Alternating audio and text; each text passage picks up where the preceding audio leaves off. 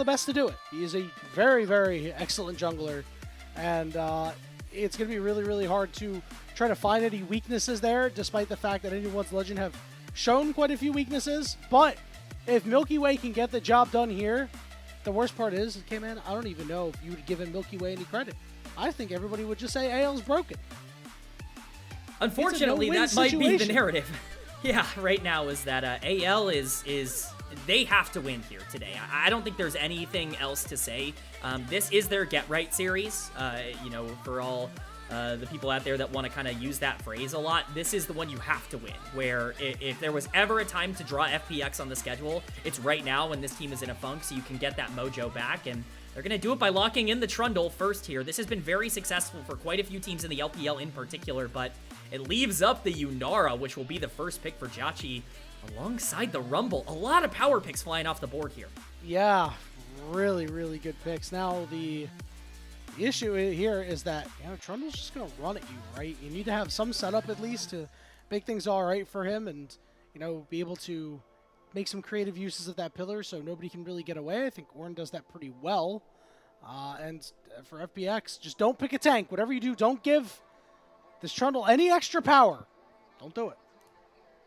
Yeah, and they're doubling down on the identity here. Azir and Ornn give a very clear picture as to maybe what AL are looking for. We always talk about simplifying comps and really making things a lot easier on yourself. I think, you know, playing things that are just naturally scaling, you know, having it out no matter how you play in the early game, I think that is a good way to kind of ensure that you're always at the very least going to be relevant, so long as you can keep yourself in the game, especially when Tarzan's going to be on something like that Trundle. But as a compliment to the Yunara, we see the Alistar locked in as Engage alongside it, so you know, pretty aggressive comp coming in from FPX as well. A lot of tools to be able to fight later on. Yunara versus Azir is certainly an interesting proposition, and I think the way that these comps are ended, the way that we see it in the second phase here, you know, rounded out, I think is really going to determine a lot about who actually has pressure early. Yeah, I'm interested to see what kind of bans FPX are to go for. It looks like the take out hopes Ezreal to kick things off. I do wonder if they're going to aim anything at Kael. You know, if you're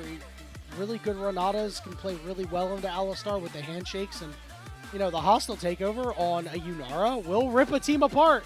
Like, Yunara typically going Runans, right, and has a lot of magic damage on these autos just passively, will be able to deal a lot of damage to your own team. So I do wonder if that would be an idea. We haven't really seen that champion in a little while now. It's kind of fallen by the wayside, but I think it would fit very well here, considering they already have an Ornn. I completely agree. I think that it actually makes a lot of sense. Now, you know, saying Renata might just tempt a team into picking Kalista Renata. So hopefully that, you know, we'll see how that ends up going. Kalista finding a lot more success after MSI than maybe she did at the MSI tournament. So we're kind of back to that being a pick that people are interested in again. But it will be the Ezreal and the Rakan taken off the board. The Vi also makes a lot of sense. Free engage alongside the Rumble just is a nightmare. Like, it's a really, really good setup, and I'm honestly shocked if I made it through the first phase here with just how clean it would be to kind of pair it up with things like Yunara and Rumble, but obviously you only have so many slots, and so nice takeaway there. Wukong, the other primary engager to kind of, you know, be the easy one out of that jungle position. We already saw things like Jarvan come out in the previous series. I think that is on the table here if you want to do a bit of the Rage Cage stuff coming in from Rumble. But overall, I think you have plenty of options if you're FPX. And for Milky Way, does he even want to play one of these engagers, or does he want to play something more aggressive? Obviously, he's got the track record that would show that he wants to be a bit more of a carry, but it's all really about, you know, what he might want to prioritize specifically for this draft. It will be the Yone locked in, which definitely leans more engager. Yeah, I'll give him the 5th pick, and this does mean that Sejuani could potentially be on the table. You know, not really. Listen, if you're putting Milky Way on Sejuani, something's gone horribly wrong, but listen, it would fit really well with the team composition. The problem is Sejuani into Trundle is a bad time. If we're on the side of anyone's Legend, they're just going to go Lucian Braum. I really, really like this, especially after that Yone pick came in.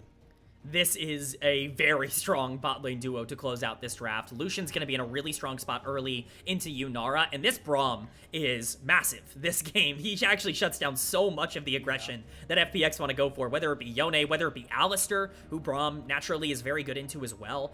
This is a bad situation. It will be the Sejuani locked in. You talked about rounding out the comp, drafting for yourself, and not so much drafting to take down your opponent. That is what they're going to do here, but I think you were right to call out, okay, well, not only is is this anti-playstyle for Milky Way, but this is also a bit of a scary pick into something like Trundle on the other side, who can just steal a lot of those stats, but you have to kind of choose. Sejuani, Alistair, you can only ult one of them as the Trundle, so it will end up being something. I do think you scale well for FPX. The Yunara does give you that out in the late game, and we've seen JiaQi like actually play pretty well in some of these late games, especially if Jwei can get those engages off, but certainly a very easy comp to execute and a pretty classic one for AL.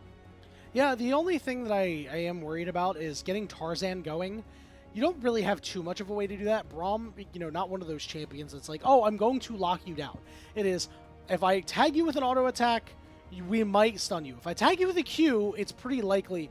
But even then, you know, Shanks on this Azir, again, not a champion that has any CC to provide until post 6, right? So we're not really going to see Tarzan run away with this game unless, you know, critical mistakes are made, right? And he's able to get all these kills. Sure, he can farm up just fine, but if he's not getting ahead, then you're really relying on this Lucian. And then if you're using the Lucian and the Trundle to bridge the Azir, well, as you said, FPX, their scaling is really, really good, so you get outscaled anyway.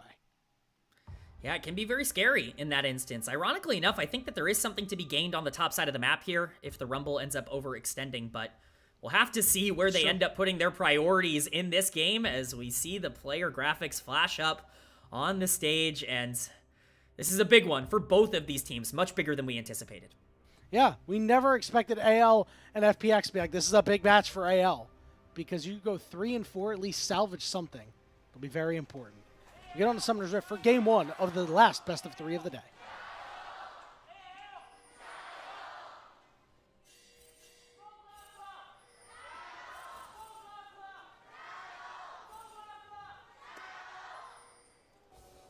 You mean to tell me we couldn't get one Gio for Group Nirvana? That series was lit, bro. Yeah, unfortunately, that seems to be the trend that we're on right now, is that Group Ascend is the Gios, and everybody else just kind of gets left in the dust, but, you know, at least we got some passion here team. For this series. Hang on. No. I got to rant about this, all right? Because, you know, I live just outside of Philadelphia. I've been a Philadelphia fan of sports for, like, as long as I could conceptualize sports as being a thing. And I know that physical sports and esports are not one-to-one, but you got to stick through your team through the good times and the bad. There are a lot of times where some of these Philadelphia teams were absolutely putrid. And yeah, I talk about the 76ers a lot and how much I think they're really, really poorly managed and have a lot of issues with them, but I still cheer for them when they go and they play, and I want them to win. I have a big problem with these fans, these fair-weather fans, not chanting for their teams. If Yanni can cheer for Michael Carter-Williams, anyone can cheer for anything. Michael Carter-Williams. Dude, you're so right, man. I thought I burned this man out of my brain. And if I could cheer for Jaleel Okafor, Nerlens Noel, you can cheer for Baya. Yeah, that is cheer for absolutely Shausha. true. That is absolutely true. Luckily, we did get some cheers for even some teams that might not be performing perfectly right now in Anyone's Legend and FunPlus Phoenix, and so, you know, that's there is some passion, some desire to see these two teams go head to head, especially because I think that there are some very popular and interesting players to talk about. You know, Jwei going up against Kael is a really interesting matchup.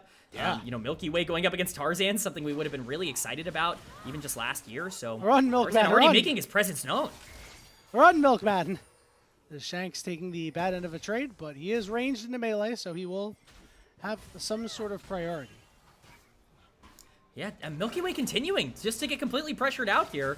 Tarzan doing a great job to push forward as, you know, we see our standard 2v2 exchange on the bot side, and, you know, this should be in favor of the Lucian, but Tarzan continuing to just invade and take as much as possible. This is a nightmare start for Milky Way, and, you know, I talked about this a bit off air, and so I'm glad we get to talk about it here. Milky Way's pathing last year definitely got a bit exposed. He can sometimes be a bit robotic. We'll see if he can adjust the programming a bit.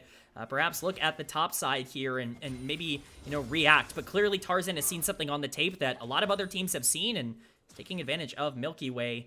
As we see Tarzan, a really, really strong record on Trundle, and he's showing it at the beginning of this game. He clearly understands exactly what he should be doing right now, and it's a very big lead for him in the jungle. And bro left this Milky Way out in the sun. It is completely melted and a really, really rough start. it always feels bad, right? Whenever you get invaded and you just can't do a darn thing about it. So, you know, this should keep him off level 6 for at least a little bit longer than you would expect, which is a big boon to AL because of how impactful we expect the Sejuani to be in this composition.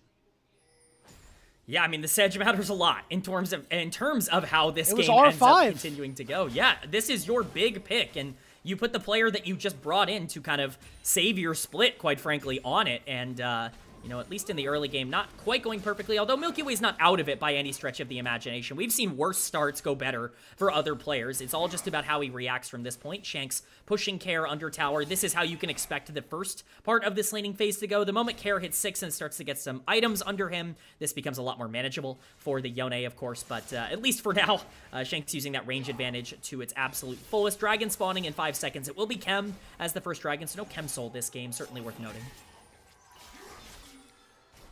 Nothing too crazy. A couple of pings on the bot side as Hope and Kael are pushed up. Meanwhile, up in the top lane, Flandre seemingly getting the better of Sheer right now in the CS department. Really solid start for him as Shanks getting as much damage down on the Kara as he can, sending those Sand Soldiers, getting him very low. Yeah, good trade there, all things considered. You know, Shanks obviously utilizing the Azir very well. This has been one of his most played champions over the course of his career. Nice stun onto JiaQi here, but not really much to actually play off of in the bot lane. As much as I like the Lucian Braum here, most of it comes from what I expect the skirmishing potential to look like for AL. I don't imagine FPX's bot lane is going to make some gigantic error. They are widely considered to be one of, if not the biggest strength of this team, and so you're really looking at that Yunara potentially being a big deal as the game continues to go along. Kael has hit level 6. Relatively important as he will spot out Tarzan taking his Raptors here. We'll be able to disrupt at the very least a little bit, but we'll see what Kael wants to do on this Braum because I think his combat power matters a lot. A really interesting thing to note is that, you know, with this early start from Milky Way kind of getting speed bumped a little bit, is that there was a moment where, you know, all of FPX's lanes had no priority, right? And there would be a perfect time for Sejuani to come in and get a gank going, right? Didn't really get that opportunity. Now has a moment to at least try to force Shanks off. The knockup is there. Shanks using his ultimate well to knock them back away. He does not burn anything.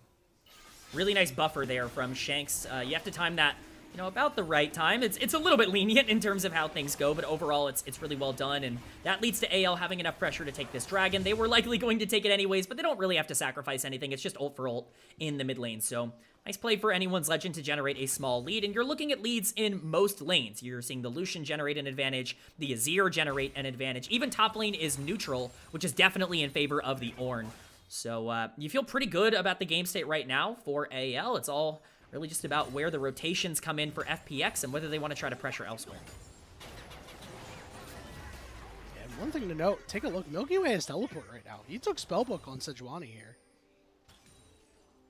Certainly interesting. You don't often see that on Sejuani in particular, but, you know, I don't hate it. I think that there is, you know, against a something like a Trundle, I think can be really useful, can, you know, really push forward. So we'll see how Milky Way ends up utilizing it. We've seen some mismanagement of Spellbook not only today, but throughout the split from some supports. We'll see if the jungler maybe has a bit more success with that Spellbook, but at least for now, not really a lot of action going on around the map.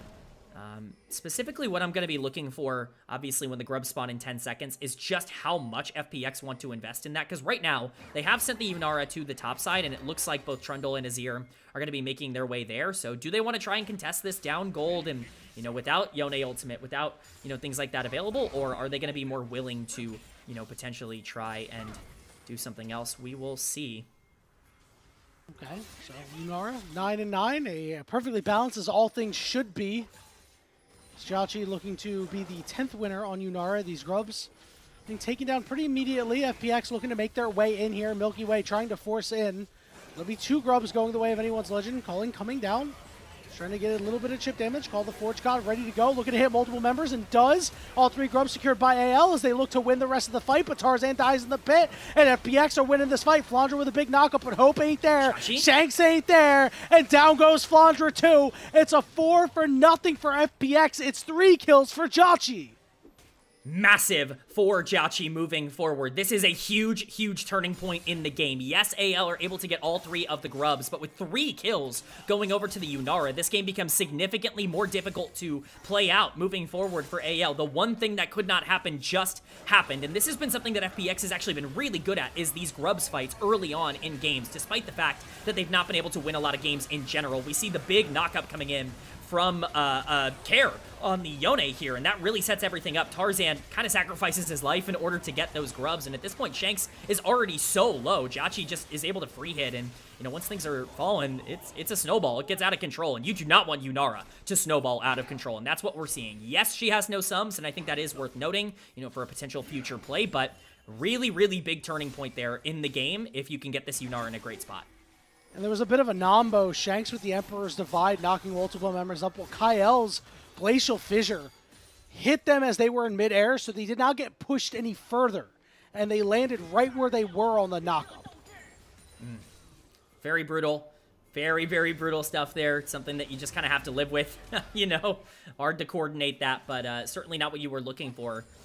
But at this point, you're looking forward towards these objectives, and with a minute 30 on this next dragon, Cloud Dragon here, Sheer's not going to be able to stop the back, is going to just have to let this wave freeze as much as possible. With a minute 30 on that dragon spawn timer, you are really looking at how those setups end up occurring around this bot lane. Lucian is still very strong, but it's JiaQi's game to carry now after those 3 kills go over there. We just saw Blade of the Ruined King completed for this Yunara. Going to be a very dangerous fight to take, especially against that full completed item. And, you know, we also see that Steadfast Heart completed, Heartsteel, I'm TFT pilled, I guess, completed for Sejuani as well.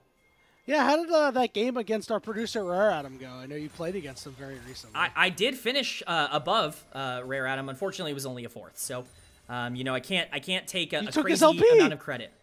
You took his LP. I did. I took his LP. Now Adam's complaining about Mort Dog in the background here, and we're gonna complain about some bad plays being made by AL. They're gonna go all in on Kael as FPX, and JiaQi's gonna pick up kill number 4. It's super simple.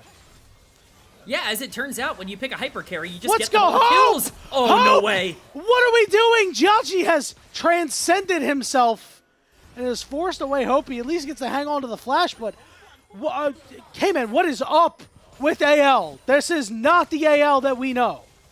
Yanni, I don't want to panic, but I'm starting to get real concerned with how you this should game be is panicking. breaking I down. am panicking. We are slamming the button here. Sheer going to be the target. If they can get this back here, it's big. Okay, hold on. It looks like they are going to get that back at the very least. All right, Tarzan will get the first kill for anyone's legend and at least have a pulse for the much maligned squad here in Split 3. We saw the Azir ult committed. It did get the flash from Sheer, which kind of set up the rest of that play, but not enough to pull back any sort of like even game state. This is really bad for AL as Kael starts to take a fight with Flandre on the bot side. Ult is going to whiff. Hey, listen, you know what? He tried. Scary. He tried. They did not succeed, but he tried. And listen, if you would have landed it, I think he kills Flandre. And we're talking about how, wow, Kael is insane. Yeah, if you're solo killing an Ornn as a Yone at level 10, that's pretty good. But we will see how the rest of this breaks down. Tarzan's Obviously, the dragon started up here. Yeah, Tarzan's not in the area. This is a free dragon for FPX that will stop the stacking coming in from anyone's legend, and they are losing control of this game very, very quickly. I have a hard time imagining a world where, you know, this team fight goes even relatively neutral. If you can have peel for JiaQi in these fights, I don't know. This is looking pretty good for FPX moving forward. Yeah, I'm struggling to think of how you actually come back in this game if you're AL, Kman, because your bridge to get Shanks into the late game did not work. Your bridge is not ahead, right? You're down 1,000 gold in the bot lane, and you're down about 100 gold in the jungle, right? Which is, after the start that you had as Tarzan, being down is really, really tough to swallow. And even if you get Shanks there, I mean, just look how fat JiaQi is. You know, Kael is in lockstep as well as Sheer, and we know that Rumble later on in the game, you know, he goes through a small power trough, but his ultimate's still good, and really late in the game, he'll be really strong. So even if this game goes long, we talked about already, you don't have the scaling. So where do you find a way in when they're already this strong? I think the lucky thing for AL is they have a lot of playmaking tools available to them. Not only the Ornhorn, but the Azir Shuffle is going to be pretty massive this game to be able to catch out that Yunara, potentially making a mistake. If you can get on top of the AD carry, any fight is still winnable if you are able to find the right engage. I think it's also worth noting that if this is the plan, if the plan is to go long in this game and to try and stall it out, eventually those ornaments will come through. And Azir with an ornament, a Trundle with an ornament will be a lot of free stats over to AL. So they're not completely dead in the water. This gold lead, while in favor of FPX, is certainly not insurmountable. But if FPX play their own game, as long as they don't make any major mistakes, they're definitely going to be the team that's in the best possible situation here. And that's not even accounting for the fact that you still have Jwei on something like Alistar that can be a big playmaker, which is huge for him as a player. You have Milky Way on the Sejuani who can be a frontline. Even if you ult the Trundle, or if the Trundle ults the Sejuani, you've still got Alistar on the frontline. Rumble ultimate dropping. You're absolutely right. This is going to be a scary game for AL.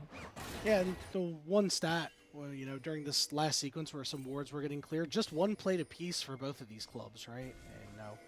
And, anyone's legend, you would have expected them to do much more work and be able to get more plates, right? Especially with Shanks having the range advantage against the melee Yone, right? And maybe expect Tarzan to make some sort of impact, or Hope and Kael to really hard win their lane. And they weren't able to get any of that early gold that this team desperately needed. It's definitely looking scary. 1.5K gold lead here for JiaQi in the bot lane, but the posturing has come up because Rift Herald has spawned. This could be fight. Kael does get engaged on, Culling going down by Hope, taking Jwei, about 50% HP. They're going to go look at Milky Way, take him down a little bit as Kaer is looking to stack up his Qs. We'll use that third Q to get over the wall. Looks like FPX will at least try to shade toward JiaQi as he continues to push. Hope is going to have to catch this wave. So there's a small man advantage right now for FPX. Let's see what they're able to do with it. They get in there, they clear out some vision. They take purchase in the pit right now. Shanks is going to slide back and look to regroup with the rest of his team. So both these teams playing this team fight pretty well for the moment.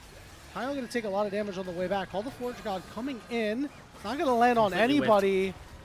Knockup from the Braum lands on the 2, but they don't really do anything off of it. Big knockup coming in from Jwei, and there's the equalizer on top of it too. Tarzan's got to run for the hills. Kaer with a big fate sealed. JiaQi with a huge splash over the wall, and he manages to find the Braum, and now he's going to look for Hope, but he got stunned, but the rest of the team is there. He will fall for it, but can they find Hope? Hope gets stunned with a permafrost and goes down. It is another win for FPX.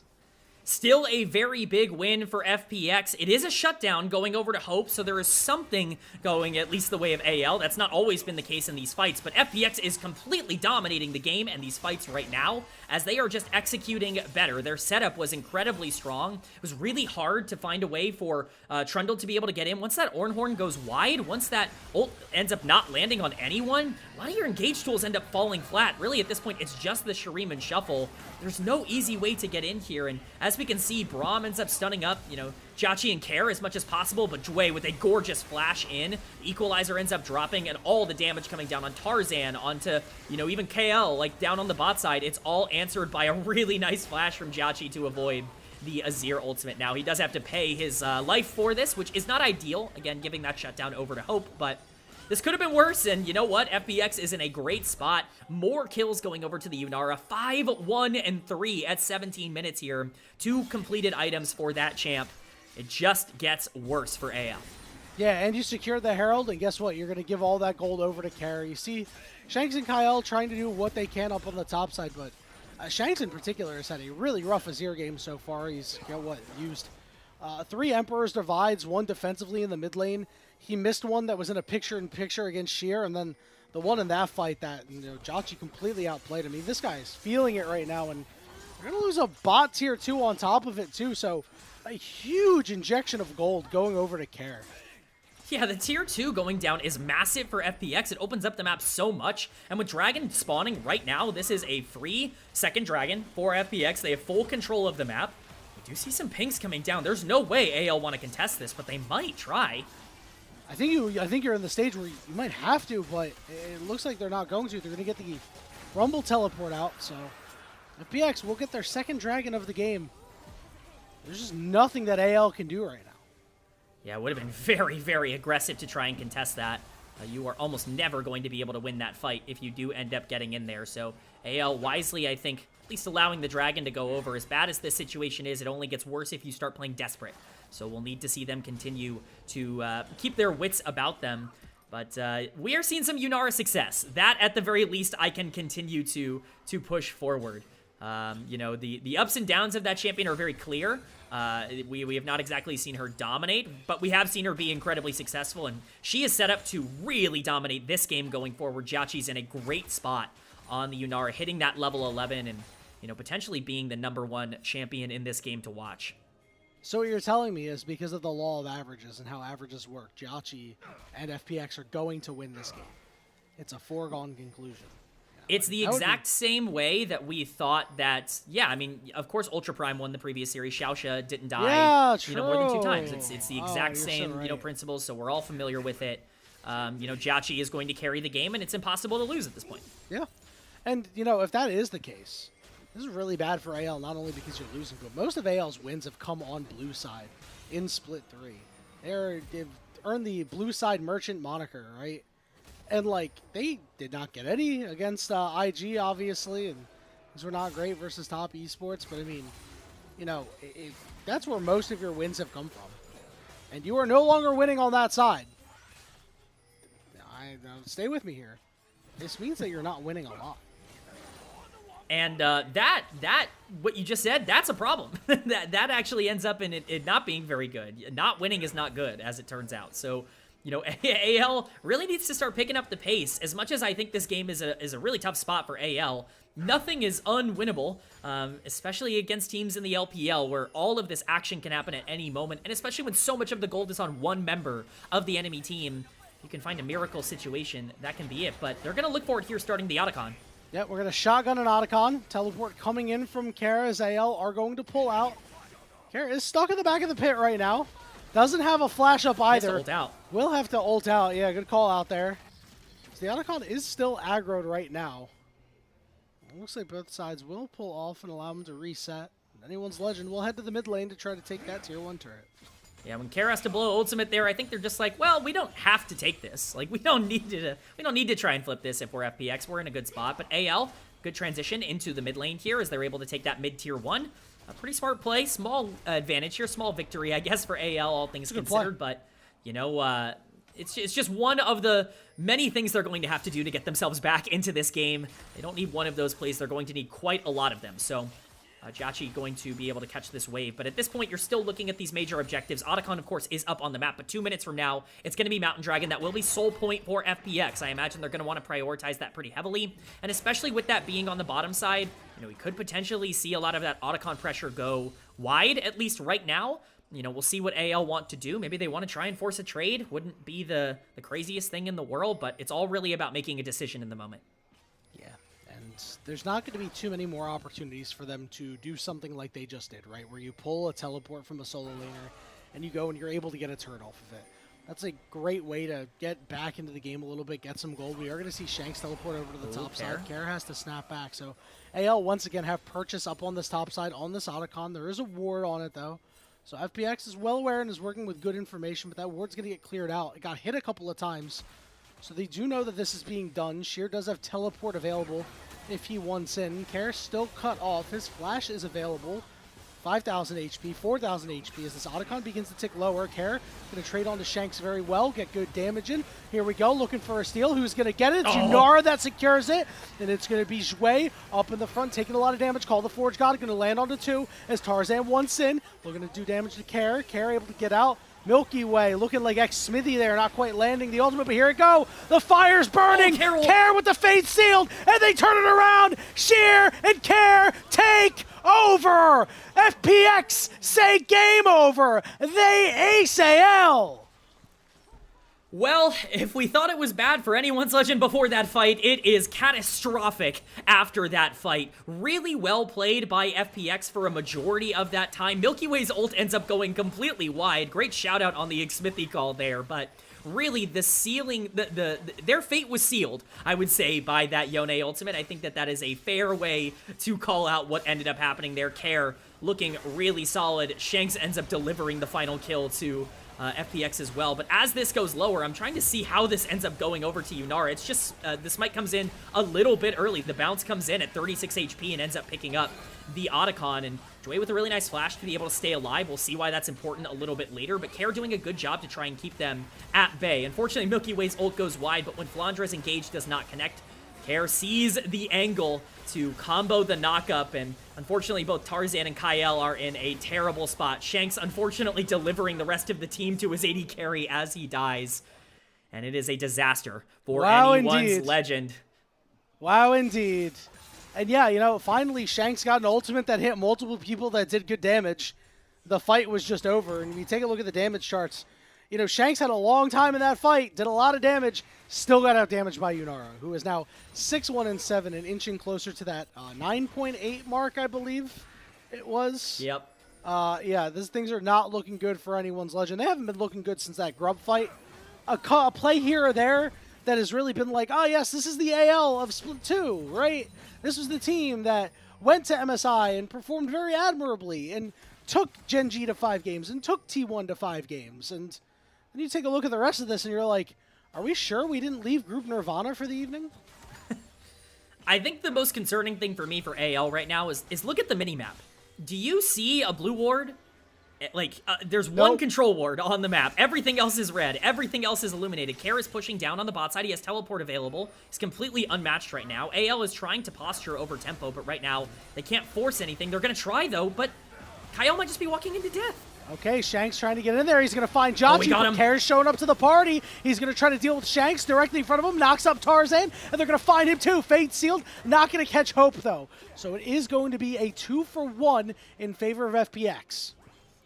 Yeah, I mean, even a play that looks like it's okay for AL, where they're able to catch out JiaQi early on in the fight, still ends up being something that isn't super winning for AL, all things considered. Milky Way stopping the back there. Very close to Kael losing his life, but he will survive just barely.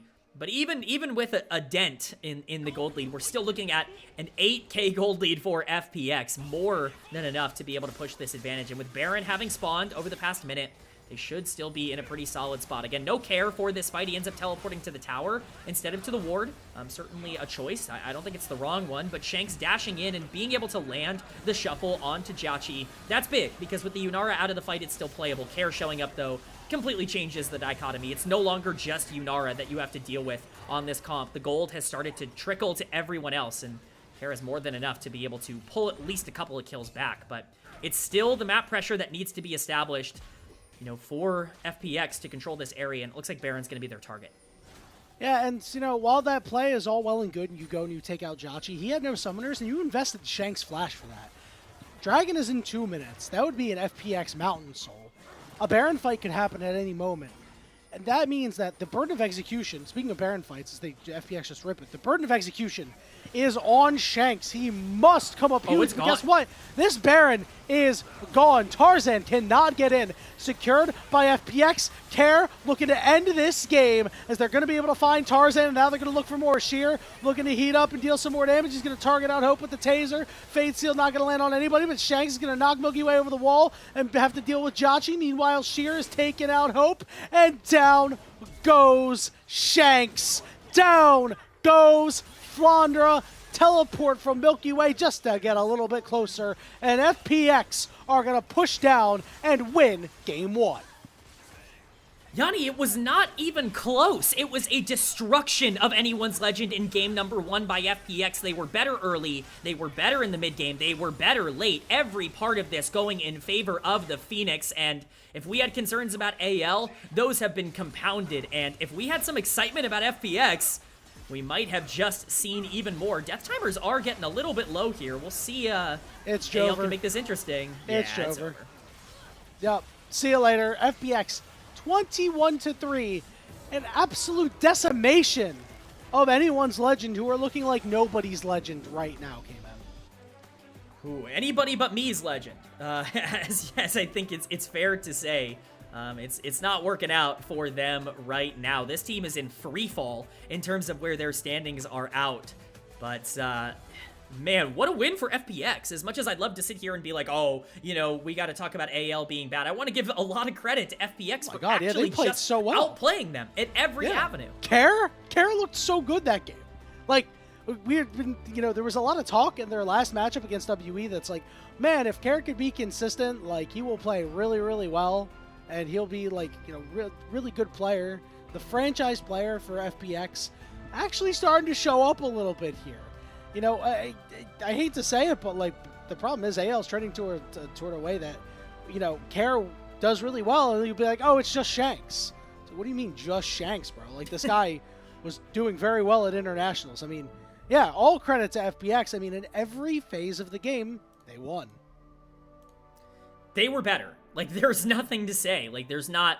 that you can get into the intricacies of, oh, you know, Kael did, you know, these specific things that ended up being great. He had some great ultimates and fights. I think his positioning was really solid. Obviously, you got the early kills on JiaQi, but at the end of the day, it was everything. Like, everything went in favor of FPX, and that is terrifying if you are an AL fan, because this is not isolated. This is not something that has been, oh, we just lost a game to FPX. This is exactly what happened against IG. This is what was happening at the beginning of the split against Billy Gaming.